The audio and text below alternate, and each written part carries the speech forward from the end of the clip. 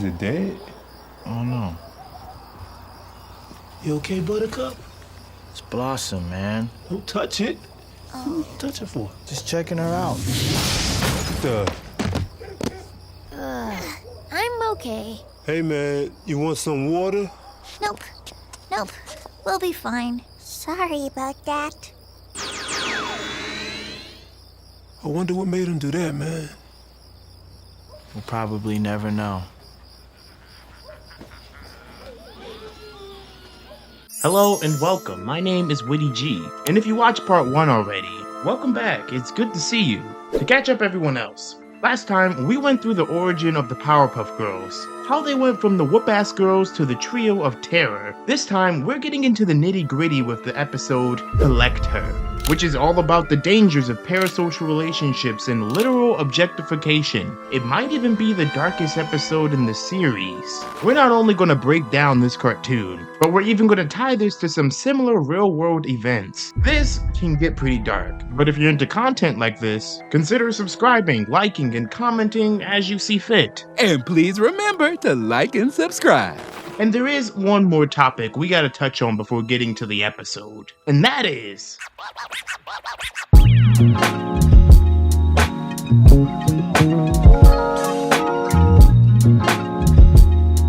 Obviously, when you get a show that becomes such a cultural phenomenon, it's gonna get products. And there's tons of stuff. Toys, jackets, jewelry, friendship bracelets, Powerpuff makeup collabs, dog collars, and of course, shirts. Apparently, Powerpuff Girls was actually not more or less popular than most of the shows airing on the network at the time, but the interest from companies to license the property for merchandising purposes is what set it apart. Remember when those boys hated the pilot for the cartoon? This is the worst cartoon that was ever made, and whoever made it should be fired. Well, there was another focus group where they asked boys between 8 and 9 years old if they watched Powerpuff. Only one of them raised his hand. You're a liar. Later, they told them to put their heads down and close their eyes, 7-Up style. Then asked again who watched the show. This time, the vast majority admitted to watching it when the others couldn't judge them. They were like closeted Powerpuff Girls fans. Well, okay, but it's not healthy to stay in the closet. Saminsky says, The funny thing was, girls watched it,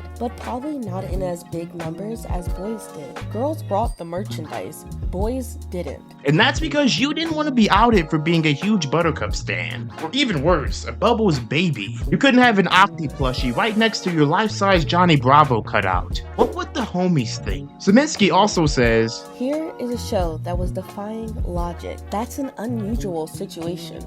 look, this whole section isn't just a shout out to Mojo Jojo pajama pants with a matching stuffed animal. You're a liar. Okay, that's not what this is entirely about. It's actually a major point in the season 2 episode, Collect Her. Let's get into it.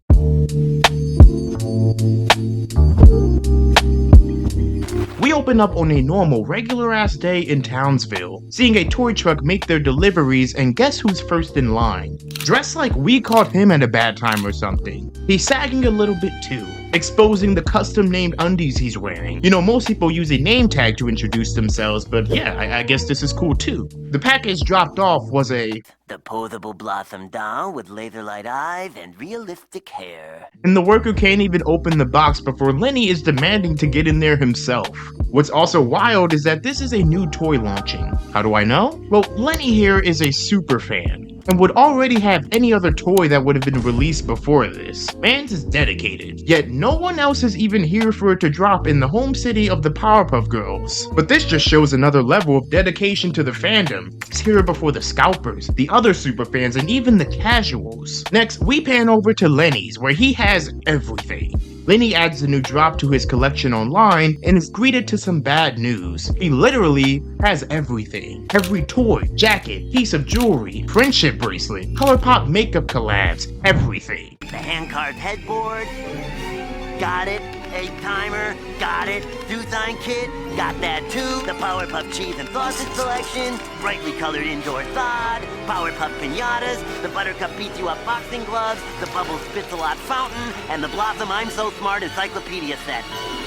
Stopwatch, measuring cup, spittoon, gravy boat, telephone cozy, golf bag. This isn't good. So the wiki for Powerpuff Girls says, many items of Powerpuff merchandise featured in the episode were later produced and sold. However, I didn't find a source for that. But if anyone could help me find the Buttercup Beat You Up boxing gloves, I'd really appreciate it. I want to get into the celebrity boxing game before the fad's over, and what classier way to do it than with these gloves? Anyway, bro is having a whole meltdown, cause even though he completed his collection, he still just wants more. More Powerpuff Girls merch to spend money on? Maybe some signed Powerpuff Girls items. Or maybe something more personal. In the girls' house, Bubbles is coloring, Blossom is doing her hair, and Buttercup is beating up some meat that is just hanging in here. What? Has this always been here? Cause I like the idea that every time we see the girls in the room, slightly off to the right of the camera is a carcass being used for training. The girls are finding that whenever they look away from an item they're using, it disappears. Of course, they blame each other. Crayons! You stole my drawing and my crayons! I didn't steal your things. Now leave me alone. I'm punching you! My meat! It's gone! I mean, who else is in here? It's not like there's a 40-something-year-old man managing to sneak in and steal the valuable personal belongings of little girls without them noticing. Of course not. He even steals a family portrait and the hotline the mayor uses to call the girls for help. And then right after this, bro says, But it's still not enough. So Lenny lures the trio to his lair, I mean, his collection. And almost all of them have a pretty naturally disturbed response. Someone's in trouble!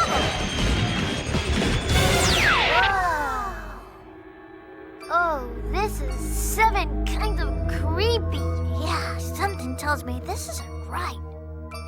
Cool! Bubbles! Sorry. Not only does Lenny have every Powerpuff product made, but he also has multiple of the same figure, so many of them that it causes Buttercup to look like this. Lenny also has managed to fit so much into a singular apartment like this. This is a real superpower. Your average New Yorker would eat this ability up. From across town, the professor has his fatherly senses kick in, rushing him to the mayor's office. Dopey, as usual, the mayor misunderstands how dire the situation is. The girls are missing. Missing? Oh, well, they know they can visit me anytime. No, Mayor, the girls are missing. Gone. Let me paint the picture for you guys, though, so everybody's on the same page. In the Powerpuff Girls universe, the Powerpuff Girls are missing. You're not really freaking out enough. I said, the Powerpuff Girls are fucking missing. This is a town regularly robbed at gunpoint, regularly attacked by kaiju-level monsters. This thing regularly has the mayor taking these over and over and over again. You cannot expect local law enforcement to be able to deal with that. But eventually, the mayor gets it. And I hope you do too. Well, don't you think this is a bit extreme? I thought we could just call the FBI or something. My boy, this is a time of great crisis to the citizens of Townsville. So instead of calling federal agencies or maybe NATO, the mayor gets everyone in Townsville together. Here's his plan. The Powerpuff Girls are missing. Then he who among us, who is not among us, surely is the culprit. Now, who's not here? So, there's a few holes with that, right? Like what about people on vacation? What about people in the hospital? Or working abroad? Or working in a different city? I assumed anyone who worked in Townsville was forced to go on a mandatory break to answer the roll call. If that's the case, this is the perfect time to rob a bank. I'ma say it, someone's got to. This is a crazy way to handle a kidnapping situation. Speaking of villainy, is Mojo Jojo here right now? I think this could have been a funny cutaway, where he's like, I didn't do it. I'll give the mayor this though. It is pretty cool that he knows every citizen in town by name, and can even spot when someone isn't around. That's worth like 5 good politician points. Kenzie Matthews, Lloyd Hoopley, the Fanny Brown, Goofus McGurk, Gendy McCracken, Chaim Ishkabibble. But I gotta take a few away since you publicly accused an elderly woman of kidnapping the town's superheroes. Some say due diligence, I say he's a dick. Marjorie Wilson! Where's Marjorie Wilson? I knew it! Only an evil mind such as hers could do such a diabolical thing. I'm right here, Mayor. Oh, is that you, Marge? How's every little thing? Well, then the only other person it could be is Lenny Baxter, the comic book geek! Get him! A process of elimination, they find out Lenny has the girls, and the mayor gets the townsfolk chanting,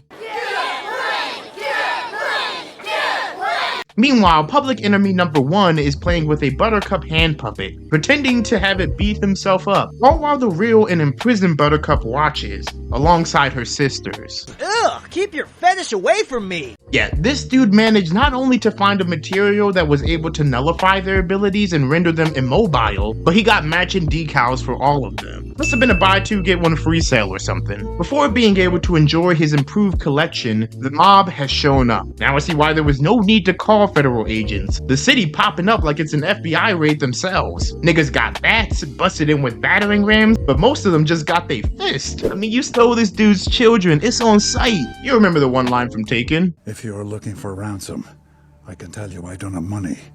But what I do have are a very particular set of skills. Skills I've acquired over a very long career.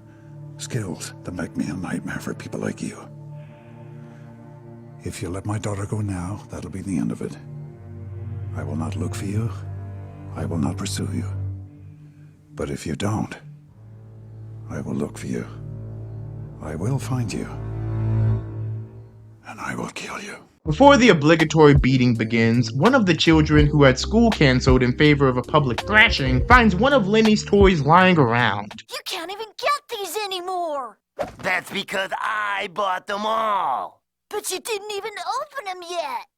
Duh. Hello, Earth to Kid. Toys are not for playing with. They are an investment. And opening the container of said item would dramatically decrease its collector's value. You mean like this? Lenny's cooked. The professor found his weakness, but tries bargaining with him instead. The professor gives him 4 chances, if not more, to not make a horrible decision. Basically, tell me where you have my children and you can keep your belongings, or fuck around and find out. Billy? Had enough? You won't get them! Susie? No. No. Jimmy? Well? No! Julie? I think I'm gonna be sick. Then we get this message about fandom and obsession from the professor. One thing you don't have, Lenny, is true fandom. For a true fan wouldn't want to selfishly keep the girls to himself. A true fan would want them to be free. Free to do the things they do best. To do the things we love most about them. Now why don't you be a fan? And tell me where they are. The girls are found, freed, and Lenny is sent to the Clanker. With the reveal of where the girls were, it does kind of feel like no one was focused on finding them. I mean, they're right there in plain view. I guess amongst a sea of similar looking products they could have blended in, but in every shot it's the highest shelf. The townsfolk were more focused on looking intimidating, I guess. Lastly, we see the usual credit sequence, but with a twist. The normal one has the girls getting credit for saving the day, but this time, here's what we get. And so, for the very first time, the day is saved. Thanks to the citizens of Townsville. Collect them all.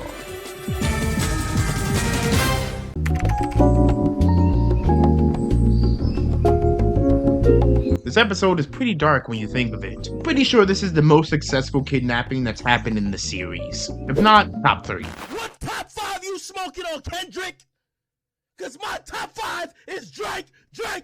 Without the help of the town, this would have been the girls' life. Toys on a shelf. Not sure where this dude got tech like that, but he did. And on the first try, he nearly ended their whole careers as superheroes. There's a real selfishness to Lenny's character, touched on by the professor's speech. The Powerpuff Girls were unable to save people because they were too busy being trapped. We see a glimpse of this with the phone being taken a little earlier on. That's a direct line to the mayor in times of emergencies. Once again, in a town like this, violence, death, and disaster are just another Tuesday. Lenny puts more than the Powerpuff Girls in harm's way when he kidnaps them. He put the lives of the townspeople in a vulnerable position. I feel like there's a little message about why prank calls on emergency services aren't fucking funny. Not funny.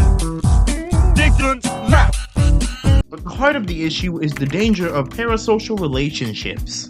specifically the one Lenny develops with the Powerpuff Girls, and the transformation from adoration to obsession. We don't see this evolution in the episode, but with the context clues given to us, we can piece together how Lenny got to this point. He's a citizen of Townsville and not in their age group, so he could have easily been a citizen when the girls first started saving people. He could have been saved once or twice himself. All it takes is one miraculous interaction to start to gain an affinity for them, to leave a lifelong impression, especially when that group saves your life. Lenny doesn't immediately escalate to kidnapping, but instead finds all sorts of other ways to fill this Powerpuff Girl-shaped hole in his heart. And he does this by buying stuff. All the stuff. And slowly that adoration turns to obsession, as this is the only stuff he's buying. The nigga ain't getting groceries no more. All of his money goes to the Powerpuff Girls. It's the only thing Lenny cares about, and it's probably also costing Lenny a lot of money. Obsession isn't typically good, especially for your mental health. And when it involves another person, it can make it a dangerous environment for them. And we see that happen with the Powerpuff Girls. And we also see Lenny start to objectify them. Not in a weird way, although there might be something to that depending on your concept of Lenny, but he starts to see them less as individual girls, but as literal toys he can collect. Hey, that's the name of the show. Lenny's such a scary villain, not only because he was able to weasel his way into the home of the girls, steal their belongings, and eventually entrap them. He's scary because he embodies a dark side of fandom that celebrities, public figures, and regular fucking people have to deal with all the time. Because I think about you constantly, not like a stalker, more like an obsessive fan who just wants to smell your hair. All right, that sounded a little creepy.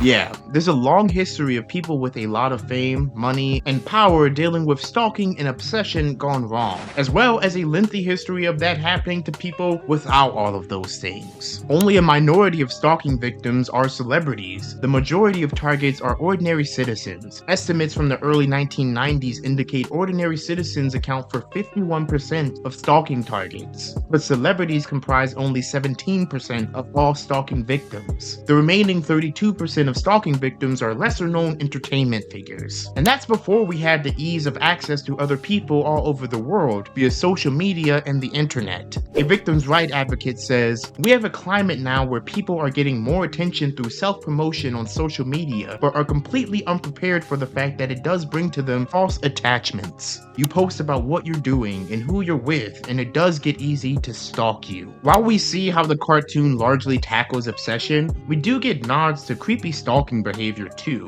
I'd say breaking into their home to steal stuff is a pretty good example of stalking. Since the episode was focused on portraying an obsessive member of a fandom doing something bad shit, we're going to hone in on some real life parallels to this situation. Not to negate the fact that this isn't the norm for these sorts of cases. Starting kind of light, this is the Phase House, and this is Jack Doherty, a notorious piece of shit online. Let me find some cringe videos to show you real quick, to give you an idea of how swell he is. This is Jack Doherty, and he became famous from taunting people, then fleeing and hiding behind his security.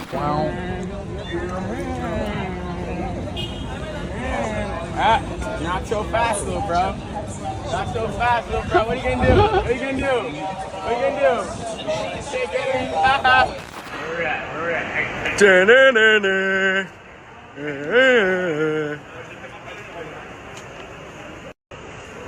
What? Little bro, what you gonna do? What you gonna do, bro? Yeah. Yeah. I think, is this legal? This? Yeah. No.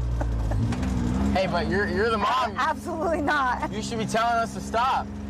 You're having fun. He keeps looking down at this Chad and taking his hands off the wheel. I mean, the safety of himself and others isn't exactly a priority for Jack here, clearly. Like this cyclist he passes while staring down at his phone. Lovely. We got out of there, mofos. Let's go. Watch your language. There's kids around here. I didn't say any curse words. What'd I say? Just watch your language. What'd I say? You got a stupid shirt on over there. Yeah. Your kids can't read, though. What are you talking about? Your kids can't read, can they? I'm sure your kids watch. Get away from me. You started talking to me, buddy. Get away from me. You get away from me. Watch your kids. Go walk away. Hey. Alright guys, so we're in Walmart. We're gonna see how long it takes to get kicked out of the back. Get out of my back room now. My back room. My daddy owns this back room. You're assaulting the camera. Daddy, chill. Wait, it's not that deep. Excuse me, sir. Would you be interested in a rim job? Really? You look like you could use a rim job. I'm asking you politely, please not to record. It's not recording. Well, Jack, when he was younger, was a huge FaZe Clan fan, and decided, well, he wanted to see them. Uninvited, unwanted, unwarranted. And even better, he filmed the entire interaction himself. Great! I love this. So we can go along for the ride too. This 7-year-old video, for example, where his mother willingly drives him to the actual FaZe house on the off chance he gets to meet his favorite YouTubers in the flesh, filming their home and neighborhood without permission. I mean, talk about a breach of privacy. This is about as parasocial as it gets. We're at the FaZe house right now. Holy crap, guys, we're going in. We're going in. We clearly see the barrier between regular enjoyer of the content and batshit decision maker break. This isn't what a normal viewer does, because it doesn't respect the person they want to make art. It probably just makes them more on guard and defensive towards all the other fans, despite the batshit decision makers being such a minuscule percentage of the fan base usually. To clarify, I'm not hating too much on the kid in the video. Not the biggest fan of the young adult version either. He needs like a software update or something. Yeah. The real villain is the mom, who drove this kid and didn't say no. Bad parent on the internet, I've never seen that before. Guys, I just got robbed on Rodeo Drive for $300,000 worth of my diamond chains. Pretty cooked. So funny, yeah. Yeah.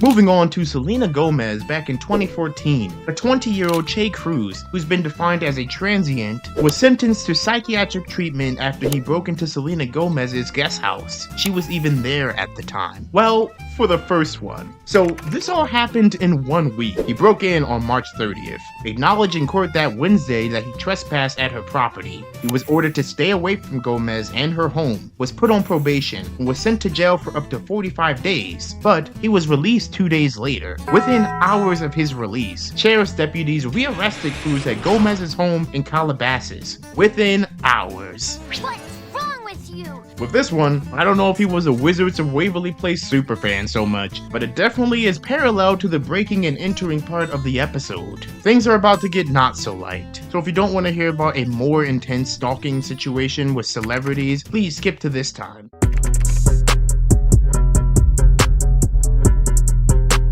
Back in 2016, a man who had been stalking Miranda Cosgrove showed up at her house with horrible intentions. He paced in the backyard for hours according to the cut, even burying weird shit back there. All this before shooting at a car he believed to belong to Cosgrove, injuring another woman. He ended up lighting himself on fire and blasting his brains out right in her yard. Luckily, Miranda wasn't even there at the time. A couple days before the incident with the guy that came to my house, I had never met the guy before, but he came to my house and this was years ago too, and tried to kill me. I had the study group at my house, and the whole time I was inside trying to get these girls to think I was cool and like me and want me to be in the group, this guy was actually in my backyard with a gun, pacing back and forth in my backyard the entire time. Oh my God. And all the girls were there? Yes, with me and all the girls studying.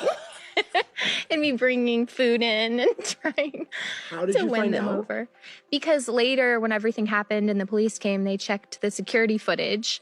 And so 2 days before, he had already been there and he was burying things. She no longer lives in this house either as of the airing of this video. I mean, I wouldn't either. Bad vibes all around here. When the event happened, she had to kick it at her parents' home since she didn't feel safe at her own. Having your front yard be the scene of a real-life psychological thriller will do that. Cosgrove explained that she had been on a movie date that went poorly, so she drove to her parents' house instead of returning to her own, stating that Pitch Perfect 3 saved her life. And the woman who was shot at by Cosgrove's stalker later met Miranda at an event for Kitten Rescue LA, and they were both way more nonchalant than I was expecting them to be about all of this. Apparently, she walked up to Miranda Cosgrove and said, "I didn't know if I should tell you this here or how to say this, but actually the girl that was at your house that got shot at." Crazy.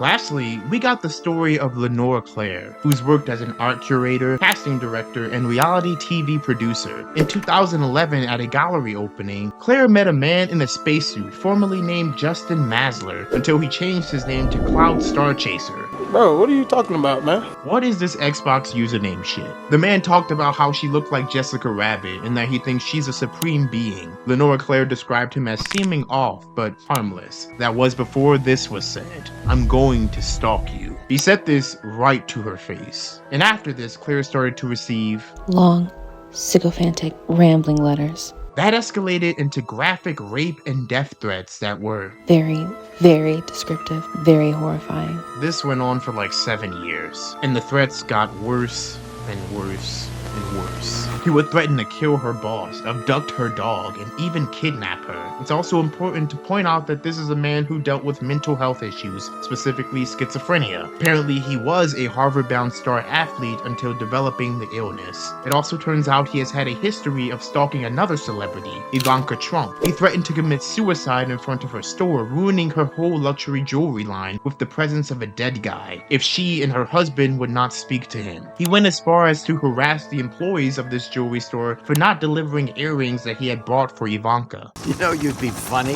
if you weren't so sad. Back to Claire, she was tired of receiving the grotesque and threatening content, and so she decided to bring the evidence and her grievances to the LAPD, who didn't seem to take it too seriously. This is kind of the standard for how stalking is handled by law enforcement. These cops were cartoonishly bad, though. Lenora Claire describes it as follows. They told me that I should change my hair, so I'll be less of a target. They also told me to remove myself from social media. They mocked me and shamed me. I walked out of there so angry. This Vice article does touch on the limitations of the police department, even if they would have been more sympathetic to Claire's issue. Stalking laws are slowly adapting to modern times. Harassment through email or social media is, for example, now a crime in states like California, but the act of stalking itself is still a low-level crime, and one that's hard to punish. The most a victim of stalking can currently do, legally, is serve a restraining order against their stalker, but even that can be difficult to accomplish.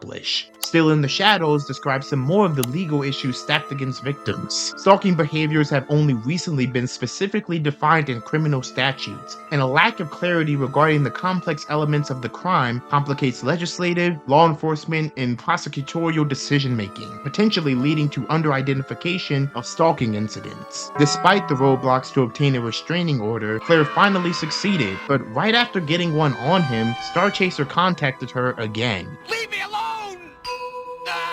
So since the law couldn't help her, and this guy wasn't going to stop, she had to become her own superhero. She taught herself to check IP addresses every time he sent an email, to find out whether or not he was contacting her in California or another state. He lived like this for 5 years, just checking emails to see if she'd be anxious all day, or if she could relax knowing he was in another state. She eventually thought, enough is enough. And I have literally thousands of emails, tweets, and he has entire blogs dedicated to stalking and raping me. I've just had enough. I thought it would stop. I thought he would be medicated and it would be okay, and that's obviously not the case. And given the resources she was able to tap into, she teamed up with several different TV shows, magazines, and other media outlets to get her story out there. Like, he's not bound by the same things that most of us sort of mentally healthy people are, where we're afraid. He's not afraid of jail because he feels that he's invincible. I honestly believe that he will kill somebody someday. Before she started receiving almost daily warnings like these, I am the most powerful man in the world, and there are real consequences for mistaking me for a crazy guy. While also working with California Congressman Adam Schiff toward legislation that would emphasize the greater threat of cyberstalking and internet threats. Part of this new proposed legislation, which has been presented to the Department of Justice, includes creating a national stalker registry that would list the name of a convicted stalker regardless of what state they were convicted in. In 2020, Claire with the victim advocate Melissa Senti co-founded the Victim Advocacy Project, which offers crime victims access to mental health counseling, relief with bills and expenses, victim compensation, and even human shields to protect them during court appearances. And I'm only scratching the surface of the work she's been doing. There's a lot of people like myself who sort of are in this weird category where you're like internet popular. You get a little more attention than the regular person, but you're not actually rich, you're not actually famous, you don't have a security team. And the whole thing is, the laws now, someone has to die, you know, for there to be a Megan's Law. I don't want there to be a Lenora law. I want Justin to get the help that he clearly needs because he's not going to stop. I hope you see how these themes of obsession, parasocial relationships, and selfishness tie reality in this episode of Powerpuff Girls together. And I've come to see that sometimes you have to become your own superhero when law enforcement and legislation don't take your situation as seriously as they should. And that's a really scary place to be. Once again, while fame and notoriety played a part in these examples becoming dangerous situations, the large majority of those afflicted by stalking and harassment don't have the funds for lawyers, don't have a support group of fans, or don't have the time to constantly check IP addresses in their hectic everyday lives. And they're also mostly women. And I point that out to say, guys, we gotta do better. What the fuck? Ha! What do I look like? Some kind of sex-crazed fanboy?